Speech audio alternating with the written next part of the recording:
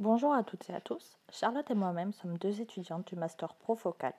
Nous sommes en charge de développer, en collaboration avec l'entreprise Sophia Cosmetics, une gamme de gel crème solaire. Néanmoins, il dispose d'un cahier des charges spécifique qui est d'utiliser un process à froid, obtenir une biodégradabilité à 90% minimum, sans PEG, sans silicone, sans polymère, qui sont eux pourtant très efficaces pour stabiliser les gels, mais non biodégradables.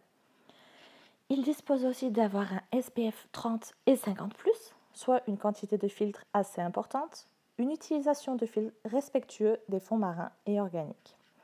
La problématique est d'effectuer un gel crème avec un SPF 50 qui soit stable et qui ne colle pas et qui soit respectueux de l'environnement et qui laisse un film lipidique homogène sur la peau pour une répartition optimale des filtres dans le but de minimiser l'impact environnemental des produits solaires, sachant que l'été nous sommes tous désireux de protéger notre peau et celle de nos enfants.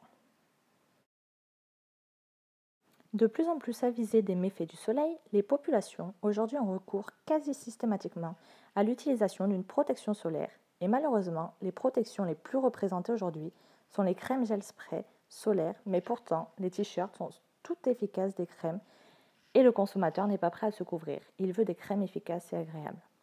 Sur la plage, se tartiner de crème solaire paraît anodin et pourtant, rien que 20 minutes de baignade suffisent pour que le quart de la crème se dilue et se transforme en poison toxique pour la vie aquatique. Les victimes directes sont les coraux.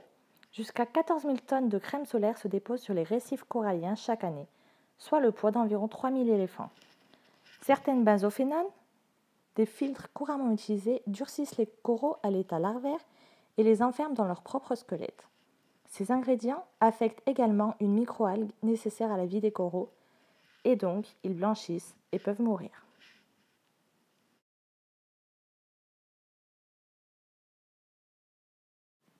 D'autres victimes, les phytoplanctons à la base de la chaîne alimentaire marine.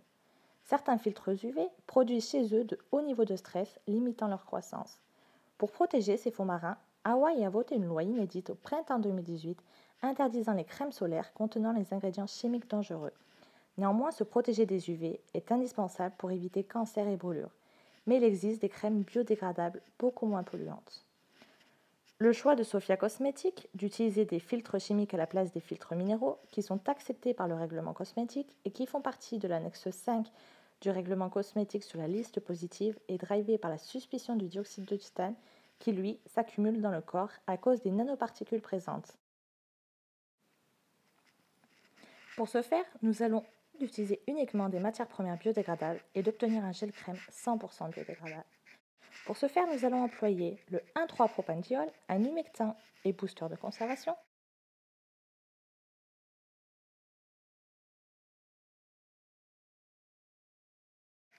le sodium gluconate, qui est un agent chélatin, la gomme de xanthane déshydratée et la gomme de xanthane,